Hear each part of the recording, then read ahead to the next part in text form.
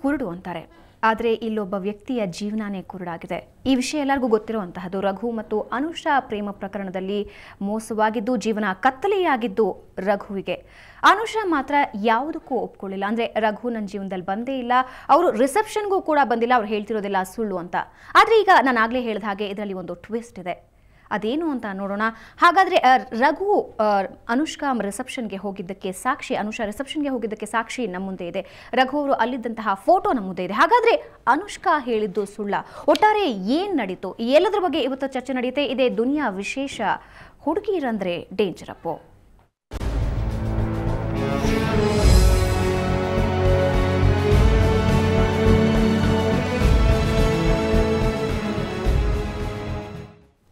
ಇದರ ಬಗ್ಗೆ ನಮ್ಮ ಜೊತೆ ಮಾತಾಡೋದಕ್ಕೆ ಪ್ರೀತಿಸಿ ಜೀವನವನ್ನೇ ಕಳ್ಕೊಂಡಿರುವಂತಹ ರಘು ನಮ್ಮ ಜೊತೆ ಇದ್ದಾರೆ. ಹಾಗೆ ಸಮಾಜ ಸೇವಕರಾದಂತಹ ಪಿ ಮೂರ್ತಿ ಅವರು ಮತ್ತು ಶಿವಕುಮಾರ್ ಅವರು ನಮ್ಮ ಜೊತೆ ಇದ್ದಾರೆ.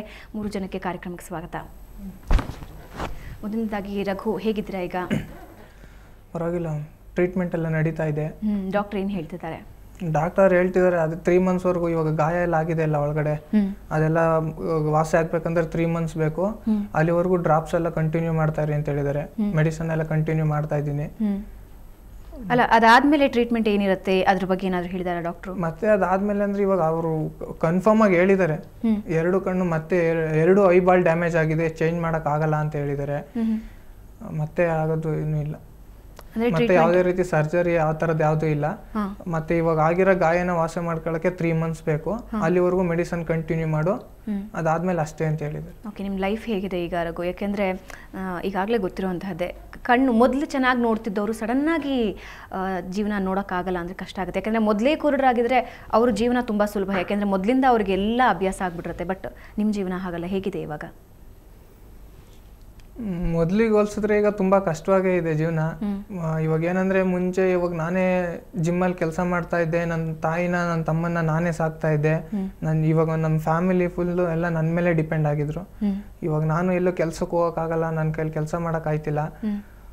ಕಷ್ಟನೇ ಇದೆ ಇವಾಗ, ಜೀವನ ಸಾಗಿಸೋದು ತುಂಬಾ ಕಷ್ಟನೇ ಆಗಿದೆ. ನನ್ನ ವೈಯಕ್ತಿಕವಾಗಿ ಹೇಳ್ಬೇಕಂದ್ರೆ ಈಗ ನನಗೆ ಇವಾಗ ನಾನು ಎಷ್ಟು ಫ್ರೀಡಮ್ ಆಗಿದ್ದೆ, ಓಡಾಡ್ತಾ ಇದ್ದೆ, ನನ್ನ ವೈಯಕ್ತಿಕವಾಗಿ ಓಡಾಡ್ತಾ ಇದ್ದೆ, ನಾನು ಎಲ್ಲ ಕೆಲಸನೂ ಮಾಡ್ತಾ ಇದ್ದೆ.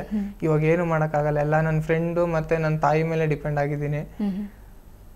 ಓಕೆ, ಮೂರ್ತಿ ಅವರೇ ಏನು ಹೇಳ್ತೀರಾ? ಅಂದರೆ ರಾಕ್ಷಸತನಕ್ಕೂ ಒಂದು ಲಿಮಿಟ್ ಅಂತ ಇರುತ್ತೆ, ಅದು ಮನುಷ್ಯನ ಕ್ರೌರ್ಯತೆಗೆ ಒಂದು ಲಿಮಿಟ್ ಇರುತ್ತೆ. ಇದು ಲಿಮಿಟ್ ಮೀರಿದಂತಹದ್ದು ಏನು ಹೇಳ್ತೀರಾ?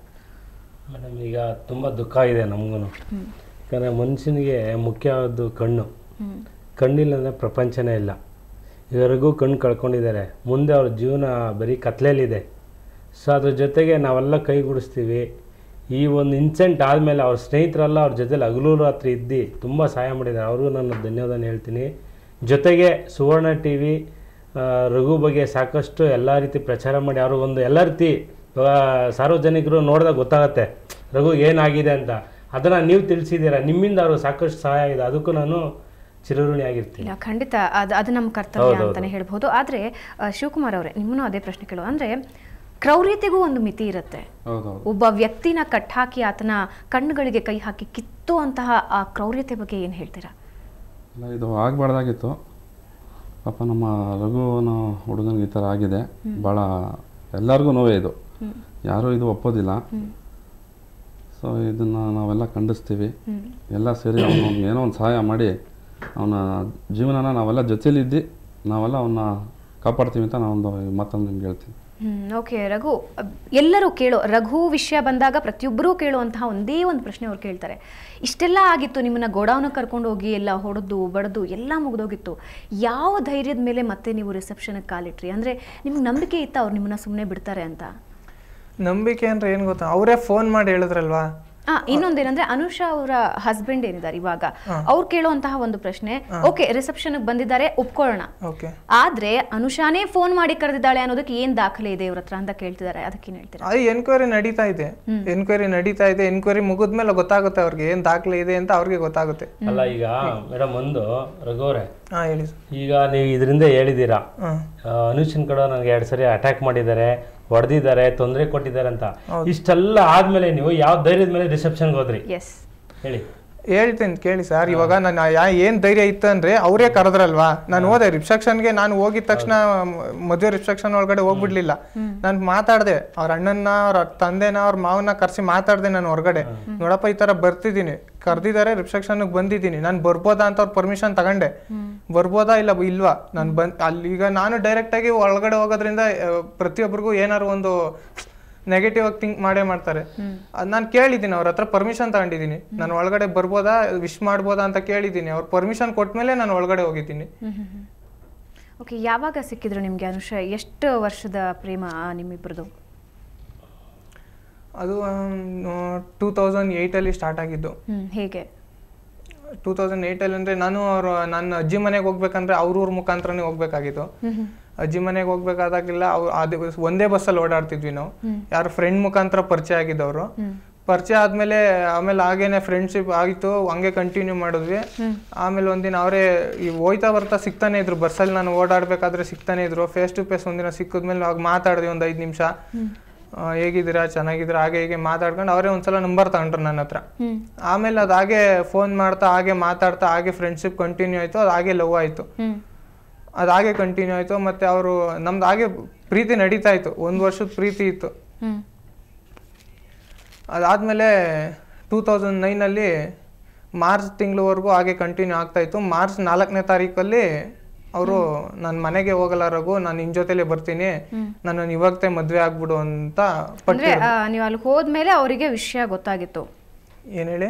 ಅಂದ್ರೆ ನೀವು ಹೊರಗಡೆ ಅನುಷಾನ ಕರ್ಕೊಂಡು ಹೋದ ಸಂದರ್ಭದಲ್ಲಿ ಅವ್ರ ಮನೆಯವರಿಗೆ ವಿಷಯ ಗೊತ್ತಾಗಿತ್ತು. ಯಾರ್ದು 3ನೇವ್ರ ಮುಖಾಂತರ ಯಾರು ಹೇಳಿದ್ದಾರೆ, ಈ ತರ ಅನುಷಾ ರಘು ಜೊತೆ ಹೋಯ್ತಾ ಇದ್ದಿದ್ದೆಲ್ಲ ನೋಡ್ದೆ ಅಂತ ಹೇಳಿದ್ದಾರೆ. ಅವಾಗ ಅವ್ರ ಅನುಷಾ ಮತ್ತೆ ಅವತ್ತು ಸಾಯಂಕಾಲ ಹೋದ್ರು. ಈಗ ಒಂದಿನ 4ನೇ ತಾರೀಕಲ್ಲೇ ಗೊತ್ತಾಗಿದ್ದು ಅವ್ರಿಗೆ, ಅಲ್ಲಿವರೆಗೂ ಏನು ಗೊತ್ತಾಗಿರ್ಲಿಲ್ಲ. ಮಾರ್ಚ್ 4ನೇ ತಾರೀಕುವರೆಗೂ ಅವ್ರ ಮನೆಯವ್ರಿಗೆ ಏನು ವಿಷಯ ಗೊತ್ತಿರ್ಲಿಲ್ಲ. ಮಾರ್ಚ್ 4ನೇ ತಾರೀಕು ನಾವು ಬಲ್ಮುರಿಗೆ ಹೋಗಿದ್ವಿ. ಅಲ್ಲಿಂದ ಬರ್ಬೇಕು, ಅಲ್ಲಿ ಯಾರೋ ಅವ್ರ ರಿಲೇಷನ್ ಯಾರೋ ನೋಡಿ ಹೇಳಿದಾರೆ ಅವ್ರಿಗೆ, ಈ ತರ ಅನುಷಾ ಮತ್ತೆ ರಘು ಇಬ್ರು ಈ ತರ ಹೋಗಿದ್ದಾರೆ ಅಂತ ಹೇಳಿದ್ದಾರೆ. ಅದಾದ್ಮೇಲೆ ಅನುಷಾ ಅವ್ರ ಅಜ್ಜಿ ಮನೆಗೆ ಹೋಗಿದ್ದಾರೆ. ಅಜ್ಜಿ ಮನೆಯಿಂದ ಫೋನ್ ಮಾಡಿದ್ದಾರೆ ಅಲ್ಲಿಗೆ ಅವರ ತಂದೆಗೆ. ಫೋನ್ ಮಾಡಿ, ಅಪ್ಪ ನಾನು ಈ ತರ ಅಜ್ಜಿ ಮನೇಲಿ ಇದ್ದೀನಿ, ನಂಗೆ ಬರ್ತಾ ಡ್ರೆಸ್ ಎತ್ಕೊಂಬ ಅಂತ ಕರೆದಿದ್ದಾರೆ. ಅವಾಗ ಅವ್ರ ತಂದೆ ಬೈದಿದ್ದಾರೆ, ನಿನ್ಗೆ ಏನ್ ಡ್ರೆಸ್ ತಂದ್ಕೊಡೋದು, ಯಾವನ್ ಜೊತೆಲ್ಲ ಸುತ್ತಾಡ್ತಿದ್ಯಾ, ಹೋಗಿ ಅವನ ಜೊತೆಲೇ ಇರೋ, ಆ ತರ ಎಲ್ಲ ಬೈದಿದ್ದಾರೆ. ಬಟ್ ಒಂದು ಅರ್ಥ ಆಗಲ್ಲ, ಇಷ್ಟೆಲ್ಲಾ ವಿಷಯಗಳು ನಡೆದಿದ್ರು ರಘು, ಇವಾಗ ಅನುಷಾ ನಿಮ್ಮನ್ನ ಇಷ್ಟಾನೇ ಪಟ್ಟಿಲ್ಲ, ಏನು ಗೊತ್ತೇ ಇಲ್ಲ, ಅವ್ರಿಗೂ ನನಗೂ ಸಂಬಂಧನೇ ಇಲ್ಲ ಅಂತ ಹೇಳೋದಕ್ಕೆ ಏನ್ ಕಾರಣ? ಅದು ಏನ್ ಕಾರಣ ಅಂತ ನನ್ಗೂ ಗೊತ್ತಿಲ್ಲ. ಅವ್ರ ಮನ್ಸಲ್ಲಿ ಇವಾಗ ಏನಿದೆ ಅನ್ನೋದು ನನ್ಗೂ ಗೊತ್ತಿಲ್ಲ. ಮೇಲ್ಗಡೆ ಇವಾಗ ಏನಾದ್ರು ಪ್ರಾಕ್ಟಿಕಲ್ ಆಗಿ ಮಾಡೋದಾಗಿದ್ರೆ ತಿಳ್ಕೊಬೋದಾಗಿತ್ತು. ಇವಾಗ ಏನ್ ಮಾಡ್ತಿದ್ದಾರೆ ಏನ್ ಮಾಡ್ತಿಲ್ಲ ಅಂತ ತಿಳ್ಕೊಬೋದು ನೋಡಿ. ಮನ್ಸಲ್ಲಿ ಇರೋದನ್ನ ಏನು ತಿಳ್ಕೊಳಕ್ ಆಯ್ತಿಲ್ಲ ಇವಾಗ. ಓಕೆ, ಇದಾದ ನಂತರ, ಈ ಇನ್ಸಿಡೆಂಟ್ ಆದ ನಂತರ ನಿಮ್ಮ ಜೀವನದಲ್ಲಿ ಏನೇನು ನಡೀತಾ ಇದೆ? ಅಂದ್ರೆ ಮುಂದೆ ಪ್ಲಾನಿಂಗ್ ಏನಾದ್ರು ಮಾಡ್ತಾ ಇದ್ದೀರಾ? ನಿಮ್ಮ ತಮ್ಮನ ಎಜುಕೇಶನ್ ಎಲ್ಲಿವರೆಗೂ ಬಂದಿದೆ? ನನ್ನ ತಮ್ಮ ಓದ್ತಿಲ್ಲ, ಅವನು ಡಿಸ್ಕಂಟಿನ್ಯೂ ಮಾಡಿದ್ದಾನೆ. 2nd PU ಅವನು ಡಿಸ್ಕಂಟಿನ್ಯೂ ಆಗಿದೆ. ಅದಾದ್ಮೇಲೆ ಅವನು ಒಂದು ಕಂಪ್ನಿನಲ್ಲಿ ವರ್ಕ್ ಮಾಡ್ತಿದ್ದಾನೆ. ಇವಾಗ ನಮ್ ಜೀವನ ನಡಿಬೇಕಂದ್ರೆ ಈಗ ಅವ್ನು ಕೆಲಸ ಮಾಡ್ಲೇಬೇಕು. ಅವ್ನ ಕೆಲಸ ಹಾಗೆ ಕಂಟಿನ್ಯೂ ಮಾಡ್ತಿರ್ತಾನೆ, ನಾನು ಮಾಡ್ತೀನಿ. ನಾನು ಇವಾಗ ಮುಂದೆ ಜಿಮ್ ಓಪನ್ ಮಾಡ್ಬೇಕು ಅಂತ ನನಗೂ ಆಸೆ ಇದೆ, ಮಾಡ್ತೀನಿ ಮೇಡಮ್. ಓಕೆ, ಜಿಮ್ ಓಪನ್ ಮಾಡಬೇಕು ಅನ್ನೋ ಆಸೆ ಇದೆ, ಅದಕ್ಕಾದ್ರೂ ಸ್ವಲ್ಪ ಸಪೋರ್ಟ್ ಬೇಕು. ಯಾವ ರೀತಿ ಸಪೋರ್ಟ್ ಸಿಗ್ತಾ ಇದೆ ನಿಮ್ಗೆ ಇವಾಗ? ಸಿಗ್ತಾ ಇದೆ. ಎಲ್ಲ ಕರ್ನಾಟಕದ ಜನತೆ ನನಗೆ ಮುಂದೆ ಬಂದು, ಇವಾಗ ಲಾಸ್ಟ್ ಟೈಮ್ ಎಲ್ಲ ಅಕೌಂಟ್ ನಂಬರ್ ಎಲ್ಲ ಎಲ್ಲರೂ ತಗೊಂಡಿದ್ದಾರೆ. ಎಲ್ಲರೂ ನನಗೆ ಧನ ಸಹಾಯ ಮಾಡ್ತಿದ್ದಾರೆ, ಅವ್ರ ಕೈಲಾದಷ್ಟು ಸಹಾಯ ಮಾಡ್ತಿದ್ದಾರೆ. ಇವಾಗ ಪರವಾಗಿಲ್ಲ, ಎಲ್ಲರೂ ಮಾಡ್ತಿದ್ದಾರೆ. ಇಡೀ ಕರ್ನಾಟಕದ ಜನತೆ ನನಗೆ ಸಹಾಯ ಮಾಡ್ತಿದ್ದಾರೆ. ಅಮ್ಮ ಏನ್ ಹೇಳ್ತಾರೆ? ಯಾಕೆಂದ್ರೆ ಓಡಾಡ್ಕೊಂಡು ಆರಾಮಾಗಿದ್ದಂತ ಹುಡುಗ ಇವತ್ತು ಈ ಪರಿಸ್ಥಿತಿಲಿ ಅವ್ರು ನೋಡ್ತಾ ಇದ್ದಾರೆ, ಅವ್ರೇನಂತಾರೆ? ಅಮ್ಮ ಏನು ಹೇಳಲ್ಲ. ಈಗ ಅಮ್ಮಂಗೂ ಸಖತ್ ಬೇಜಾರಾಗಿದೆ. ಅವ್ರು ಈಗ ಏನು ಇನ್ನ ಅವ್ರು ಇವಾಗ ಆಗಿರೋ ಇನ್ಸಿಡೆಂಟ್ ಇಂದ ಹೊರಗಡೆ ಬರಕ್ಕೆ ಆಗಿಲ್ಲ ಅವ್ರ ಕೈಯಲ್ಲಿ. ಅವರು ಬೇಜಾರಲ್ಲೇ ಇದ್ದಾರೆ. ಅವ್ರಿಗೆ ನನ್ನ ಹತ್ರ ಜಾಸ್ತಿ ಏನು ಮಾತಾಡ್ತಾನೆ ಇಲ್ಲ. ಅವ್ರ ಹತ್ರ ಅವ್ರು ಏನ್ ಮಾತಾಡ್ಬೇಕು ಅಂತಾನೆ ಗೊತ್ತಾಗಲ್ಲ ಅವ್ರಿಗೆ ಇವಾಗ, ಅಷ್ಟು ನೊಂದೋದಿದ್ದಾರೆ. ಓಕೆ, ಏನು ಹೇಳ್ತೀರಾ ಶಿವಕುಮಾರ್ ಅವರು? ಅಂದರೆ ಮೂರ್ತಿ ಅವರೇ, ಓಕೆ, ಅಂದರೆ ಯಾಕೆ ಈ ರೀತಿ, ಅಂದರೆ ಇಷ್ಟೊಂದು ಧೈರ್ಯವಾಗಿ ಒಬ್ಬ ವ್ಯಕ್ತಿನ ಕರ್ಕೊಂಡು ಹೋಗಿ ಟಾರ್ಚರ್ ಮಾಡಿ ಗೆಲ್ತಾರೆ ಅಂದರೆ ಎಲ್ಲಿ ಸೋಲ್ತಾರೆ? ಅಂದರೆ ನಮಗೆ ಪೊಲೀಸರು, ಇವನ್ ರಘು ಅವರು ಹೇಳ್ತಾ ಇದ್ರು, ಪೊಲೀಸವರು ಕೂಡ ಅನುಷಾ ಅವ್ರ ಫ್ಯಾಮಿಲಿಗೆ ಸಪೋರ್ಟ್ ಮಾಡ್ತಾ ಇತ್ತು ಅಂತ. ಅಂದರೆ ಅಲ್ಲಿ ಸೋಲ್ತಾ ಇದ್ದಾರಾ ಅಂತ? ಮೇಡಮ್, ಪೊಲೀಸರು ಅವ್ರು ಏನು ಸಪೋರ್ಟ್ ಮಾಡ್ತಾ ಇಲ್ಲ. ಯಾಕಂದರೆ ಪೊಲೀಸರು ಅವ್ರ ಕರ್ತವ್ಯ ಅವ್ರು ಮಾಡ್ತಾರೆ. ಈಗ ಎಲ್ಲರಿಗೂ ಕನಿಕರಣ ಬಂದಿರೋ ರಘು ಮೇಲೆ. ಈಗ 50% ಜನ ಹೇಳೋದು ರಘುದು ತಪ್ಪಿದೆ, ಹುಡುಗಿದು ತಪ್ಪಿದೆ ಅಂತಾರೆ. ಇವರಿಬ್ರು ಪ್ರೀತಿ ಮಾಡಿರ್ಬೋದು, ಪ್ರೀತಿ ಮಾಡಿದ್ದಾರೆ, ಓಡಾಡಿರ್ಬೋದು, ಮತ್ತು ಇವರೆಲ್ಲ ಕರೆದಿ ದೂರ ಮಾಡಿದ್ದಾರೆ. ದೂರ ಮಾಡಿದ್ಮೇಲೆ ಡಿಸ್ಕನೆಕ್ಟ್ ಆಗಿದೆ. ಡಿಸ್ಕನೆಕ್ಟ್ ಆದಮೇಲೆ ಡಿಸ್ಕನೆಕ್ಟ್ ಆಗ್ಬಿಡ್ಬೇಕು. ಇಲ್ಲ ನಿಜವಾಗ್ಲೂ ಹುಡುಗಿ ಪ್ರೀತಿ ಮಾಡಿದರೆ ಮದುವೆ ಆಗ್ತಾ ಇರಲಿಲ್ಲ. ರಘು ಕರೆದಿರೋ ಬರ್ತಿದ್ಲು. ಮದುವೆ ಕರೆಯೋಳು ರಘುನ ಕರೆದಿ ಮದುವೆ ಆಗ್ತಾ ಇರ್ಲಿಲ್ವಾ? ಆಗ್ತಾ ಇತ್ತು. ಆಮೇಲೆ ಇನ್ನೊಂದು ರಘು ತಿಳ್ಕೊಬೇಕೇನಪ್ಪ ಅಂದರೆ ಅವಳು ಕರೆದಂತ ಹೋಗ್ಬಾರ್ದಾಯ್ತು. ಇವತ್ತು ನೋಡಿ, ಇವತ್ತು ರಘು ನಿಜವಾಗ್ಲೂ ಅವಳು ಪ್ರೀತಿ ಇದ್ರೆ ಅಟ್ಲೀಸ್ಟ್ ಇಷ್ಟೆಲ್ಲ ಆದಮೇಲೆ ರಘುನ ನೋಡೋಕೆ ಹಾಸ್ಪಿಟ್ಲ್ ಬರ್ಬೋದಾಯ್ತು. ಅವಳು ಬರಲಿಲ್ಲ. ಪ್ರೀತಿಸಿ ನಂಬಿಸಿ ಮೋಸ ಮಾಡಿರ್ಬೋದು. ಅದು ಅವಳು ನಿಜವಾಗ್ಲೂ ಪ್ರೀತಿ ಮಾಡಿದ್ದಾರೆ ಅಂತ ರಘು ಹೇಳ್ತಾರೆ, ಅವಳು ಹೇಳ್ತಾಳೆ ಮಾಡಿಲ್ಲ ಅಂತ. ಅದು ದೇವ್ರಿಗೆ ಗೊತ್ತು ಮಾಡಿದಾರೋ ಇಲ್ವಾ ಅಂತ. ಬಟ್ ಆ ರಿಸೆಪ್ಷನ್ಗೆ ರಘು ಹೋಗ್ಬಾರ್ದಾಯ್ತು, ಹೋಗಿದ್ದಾಯ್ತು. ಈ ಥರ ಇನ್ಸಿಡೆಂಟ್ ಯಾರಿಗೂ ಆಗಬಾರ್ದು. ಯಾಕಂದ್ರೆ ಪ್ರಪಂಚದಲ್ಲಿ ಪ್ರತಿಯೊಬ್ಬ, ನಾನು ತಪ್ಪು ಮಾಡ್ತೇನೆ, ಪ್ರತಿಯೊಬ್ಬರು ತಪ್ಪು ಮಾಡ್ತಾರೆ. ಪ್ರೀತಿ ಇಲ್ಲದೆ ಪ್ರಪಂಚ ಇಲ್ಲ. ಅಲ್ಲ, ಪ್ರೀತಿಸಿದಕ್ಕೆ ಇಷ್ಟು ದೊಡ್ಡ ಶಿಕ್ಷೆನಾ ಅಂತ ಅವರು 100% ಮೇಡಮ್. ನಾನು ಅದನ್ನೇ ಹೇಳ್ತಾ ಇದ್ದೀನಿ, ಎಲ್ಲರೂ ಪ್ರತಿಯೊಬ್ಬನು ಪ್ರೀತಿ ಮಾಡ್ತಾನೆ ಹಂಗಂತ ಈ ಒಂದು ಅಗೌರವಾದ ಶಿಕ್ಷೆ ಯಾರು ಕೊಡಬಾರ್ದು. ಈಗ ನಾವು ರಘುಗೆ ಕಣ್ಕಿತ್ತೀರಂತ ಅವರು ನಾವು ಕಣ್ಕಿಳಕ್ಕಾಗಲ್ಲ. ಅದಕ್ಕೆ ಕಾನೂನಿದೆ, ಪೊಲೀಸ್ ಇದೆ. ಕಾನೂನು ಏನು ಮಾಡಬೇಕು ಮಾಡ್ತಾರೆ.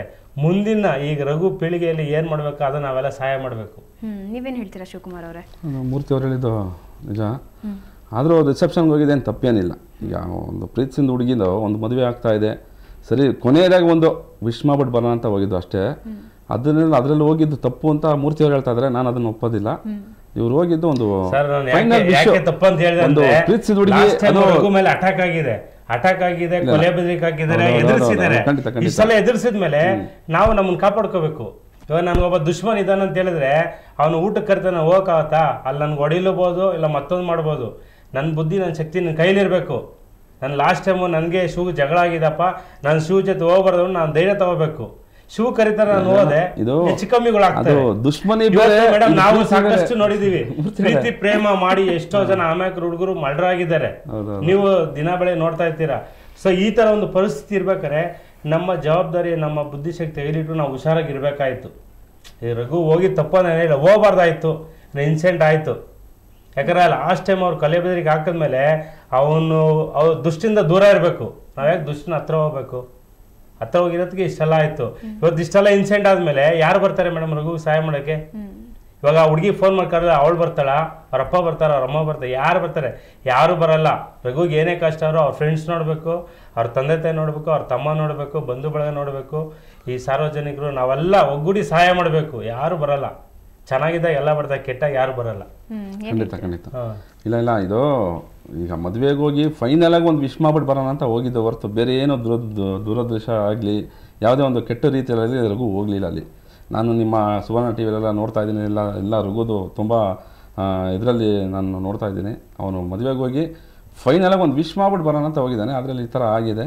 ಈಗ ಆಯಿತು, ಈಗ ಆಗಿದ್ದು ಮುಂದೆ ಏನು ಮಾಡಬೇಕು ಅದನ್ನೆಲ್ಲ ನಾವೆಲ್ಲ ನಿಂತು ಜೊತೆಲಿದ್ದು ನಾವು ಮಾಡ್ತೀವಿ ಅಂತ.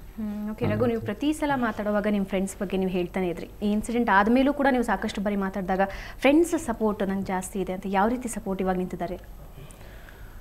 ಫ್ರೆಂಡ್ಸ್ ಅಂದ್ರೆ ನನಗೆ ಎಲ್ಲ ಫ್ರೆಂಡ್ಸ್ ಇರೋದೇ ನನಗೆ ಜಿಮ್ ಫ್ರೆಂಡ್ಸ್. ನನಗೆ ಜಾಸ್ತಿ ಜಿಮ್ಮಲ್ಲೇ ಫ್ರೆಂಡ್ಸ್ ಇರೋದು, ಬೇರೆ ಹೊರಗಡೆ ಯಾರು ಫ್ರೆಂಡ್ಸ್ ಇಲ್ಲ. ಎಲ್ಲ ಫ್ರೆಂಡ್ಸೂ ತುಂಬಾ ಸಪೋರ್ಟ್ ಮಾಡ್ತಿದ್ದಾರೆ ನನಗೆ. ಮನೆಯಲ್ಲೇ ಇರೋದಾಗ್ಲಿ, ನಾನು ರಾತ್ರಿ ಮಲಗಿರ್ಬೇಕಾದ್ರೂ ನನ್ನ ಫ್ರೆಂಡ್ಸ್ ಎಲ್ಲ, ಇವಾಗ ಇನ್ಸಿಡೆಂಟ್ ಆಯ್ತು ಒಂದು ತಿಂಗಳು ಮೇಲಾಯ್ತು ನಂದು ಇನ್ಸಿಡೆಂಟ್ ಆಗಿ. 1 ತಿಂಗಳಿಂದಾನು ಯಾರು ಸರಿಯಾಗಿ ಮನೆಗೆ ಹೋಗಿಲ್ಲ ನನ್ನ ಫ್ರೆಂಡ್ಸ್. ಎಲ್ಲ ನನ್ನ ಜೊತೆನಲ್ಲೇ ಮಲ್ಕೊಳ್ಳೋದು, ಎಲ್ಲ ನಮ್ಮ ಮನೆಯಲ್ಲೇ ಇರ್ತಾರೆ, ಎಲ್ಲ ಜೊತೆನಲ್ಲೇ ಇದ್ದಾರೆ. ನಾನು ಎಕ್ಸರ್ಸೈಸ್ ಮಾಡೋದಿಕ್ಕಾಗ್ಲಿ, ಹೊರಗಡೆ ಓಡಾಡೋದಿಕ್ಕಾಗ್ಲಿ, ಎಲ್ಲದಕ್ಕೂ ಅವರು. ಇವಾಗ ನಾನು ಆಸ್ಪತ್ರೆಗೆ ಹೋಗ್ಬೇಕಂದ್ರೂ ನನ್ನ ಫ್ರೆಂಡ್ಸ್ ಎಲ್ಲ ಜೊತೆಲೇ ಬಂದು ಹೆಲ್ಪ್ ಮಾಡ್ತಿದ್ದಾರೆ. ಓಕೆ, ಡಾಕ್ಟ್ರು 10% ಕಣ್ಣು ಬರೋ ಸಾಧ್ಯತೆ, ಒಂದು ಕಣ್ಣು ಬರೋ ಸಾಧ್ಯತೆ ಇದೆ ಅಂತ ಮೊದಲು ಹೇಳಿದ್ರು. ಇವಾಗ ಅದ್ರ ಬಗ್ಗೆ ಏನು ಹೇಳ್ತಿದ್ದಾರೆ? ಅದು ಇವಾಗ ಅದನ್ನೇ ಹೇಳ್ತಿದ್ರು. ಲಾಸ್ಟ್ ಸಾಟರ್ಡೆ ಒಂದು ಸರ್ಜರಿ ಇತ್ತು. ಆ ಸರ್ಜರಿಗಿನ್ನ ಮುಂಚೆ ಹೇಳ್ತಾ ಇದ್ರು ಡಾಕ್ಟ್ರು, ಈ ತರ ಆಗುತ್ತೆ, 10% ಆಗ್ಬೋದು, ವೆಯ್ಟ್ ಮಾಡಿ ನೋಡು ಅಂತ. ಈಗ ಸರ್ಜರಿ ಎಲ್ಲ ಆದ್ಮೇಲೆ ಏನು ಆಗಿಲ್ಲ, ಇನ್ನು ಏನು ಇಂಪ್ರೂವ್ಮೆಂಟ್ ಏನು ಸಿಕ್ಕಿಲ್ಲ. ಇನ್ನ 3 months ವರೆಗೂ ವೆಯ್ಟ್ ಮಾಡು ಅಂತ ಹೇಳ್ತಿದ್ದಾರೆ. ಓಕೆ, ಅಂದ್ರೆ ಕಂಪ್ಲೀಟ್ ಆಗಿ ನಿಮ್ಗೇನು ಕಾಣೋದೇ ಇಲ್ವಾ ಇವಾಗ, ಅಥವಾ ಏನಾದ್ರೂ ಫೀಲ್ ಆಗತ್ತಾ ಹೇಗೆ? ಇಲ್ಲ, ಏನು ಕಾಣಿಸ್ತಿಲ್ಲ. ಓಕೆ, ಹಾಗಾದ್ರೆ ನಿಮ್ ಜೀವನ ಹೆಂಗೆ ರೀಸ್ಟಾರ್ಟ್ ಮಾಡ್ಬೇಕು, ಹೊಸದಾಗಿ ಶುರು ಮಾಡ್ಬೇಕು, ನೀವು ಯಾವ ರೀತಿ ಪ್ರಿಪೇರ್ ಆಗ್ತಿದ್ದೀರಾ? ಯಾವ ರೀತಿ ಸಪೋರ್ಟ್ ಸಿಗ್ತಾ ಇದೆ ಮನೇಲಿ ನಿಮಗೆ? ಇವಾಗ ನನ್ನ ಫ್ರೆಂಡ್ಸ್ ಎಲ್ಲ ಜೊತೆಲಿ ಇರೋದ್ರಿಂದ ನನಗೆ ಕಣ್ಣಿಲ್ಲ ಅನ್ನೋ ಫೀಲಿಂಗೇ ಇಲ್ಲ ಹೇಳ್ಬೇಕಂದ್ರೆ. ಇವಾಗ ನಾನು ಮುಂಚೆ ಹೇಗಿದ್ದೆ, ನಾನು ಹೇಗೆ ಓಡಾಡ್ತಿದ್ದೆ, ನಾನು ಹೇಗೆ ಕೆಲಸಗಳು ಮಾಡ್ತಾ ಇದ್ದೆ, ಅದೇ ತರ ಮತ್ತೆ ಎಲ್ಲಾ ಕೆಲಸನ ಸ್ಟಾರ್ಟ್ ಮಾಡಿದ್ದೀನಿ. ಅಂದ್ರೆ ಅವಾಗ ನಾನು ಇಂಡಿವಿಜುವಲ್ ಆಗಿ ಒಬ್ಬನೇ ಮಾಡ್ತಾ ಇದ್ದೆ, ಇವಾಗ ಜೊತೆ ನನ್ನ ಫ್ರೆಂಡ್ಸ್ ಮುಂದೆ ನಿಂತ್ಕೊಂಡು ಮಾಡಿಸ್ತಿದ್ದಾರೆ ಅಷ್ಟೇ.